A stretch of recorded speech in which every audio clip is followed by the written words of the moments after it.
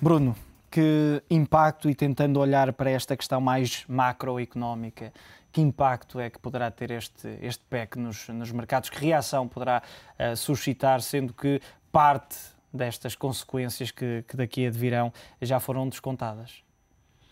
Sim, bastante. Principalmente há 15, 20 dias atrás, portanto, quando se começou a falar da primeira da reunião entre Portugal e a Alemanha e depois pela necessidade de Portugal ter que vir a tomar novas medidas, aí os mercados reagiram a essas medidas, particularmente os mercados da dívida, onde se realizou, enfim, um ajuste para máximos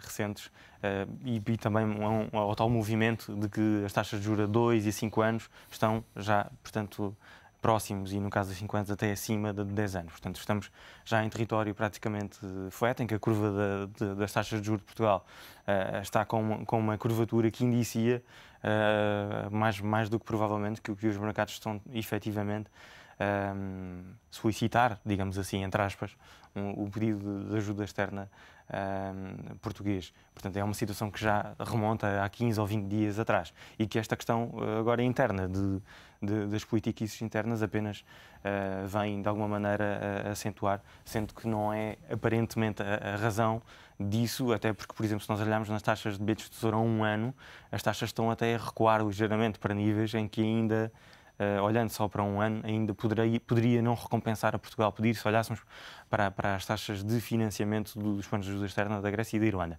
No entanto, e ao que parece existir um movimento dentro da zona euro para as taxas de financiamento serem, portanto, baixadas, poderá obrigar, claro, à renegociação dos planos de financiamento da Grécia e da Irlanda e a taxas de juros mais baixas por Portugal. E, portanto, olhando já num horizonte de uma ajuda externa a 2 ou 3 anos, portanto, olhando para as taxas que se estão a praticar no mercado, aí sim já existe, de facto, nas taxas médias destes 3 anos, já existe sim, de facto, uma razão efetiva para que Portugal equacione fazê-lo.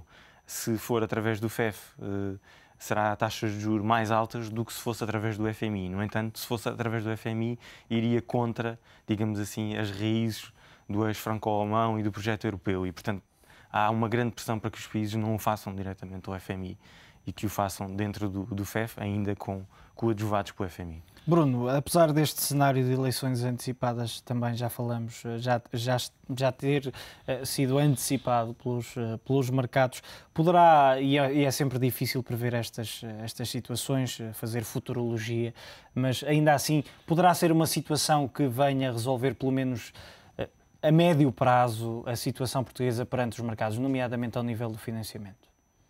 A nível do financiamento externo, trata-se apenas e só de um balão de oxigênio, digamos assim, durante o período em que ele vigorar. Visto que as taxas, se olharmos para 3 ou 4 anos, estão de facto já a um nível acima dos planos de ajuda. Quais é que são as consequências que podem vir?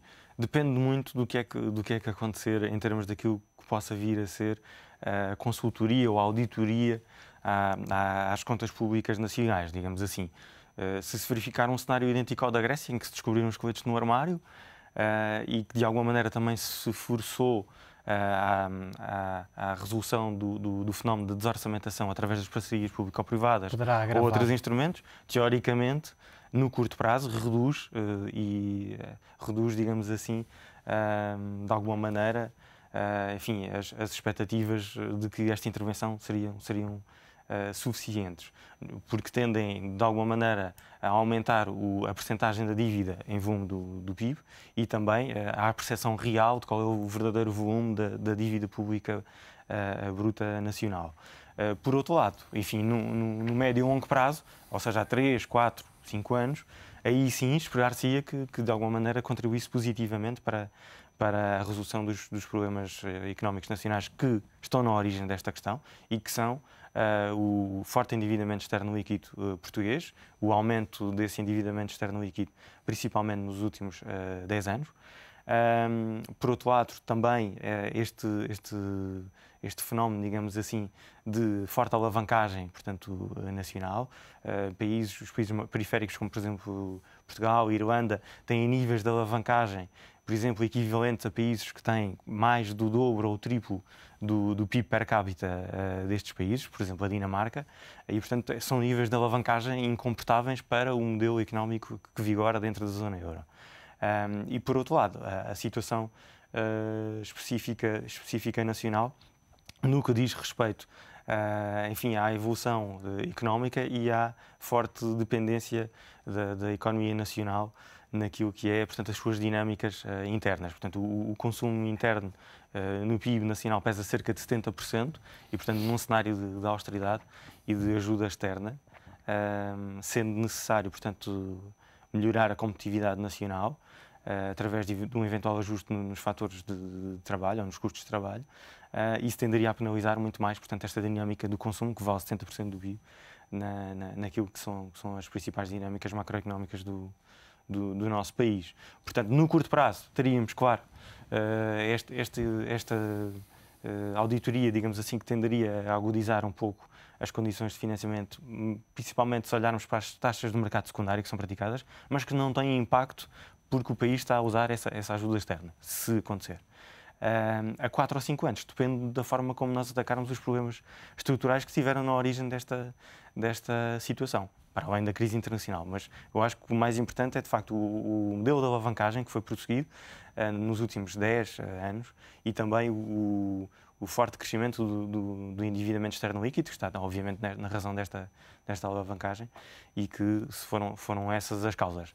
Atacando essas causas a 4 ou 5 anos, há quem diga que isto poderá demorar um pouco mais, há quem fale em 10 anos, vários economistas portugueses que falam que isto pode demorar 10 anos, mas seria melhor que o atacássemos o mais rapidamente possível, visto que ele tende a agudizar-se, como nós temos vindo a perceber através das despesas, dos volumes da despesa da dívida, é uma situação que se tende a agudizar às taxas atuais e, portanto, a ajuda externa daria aqui algum balão de oxigênio para nós resolvermos primeiro os problemas internos.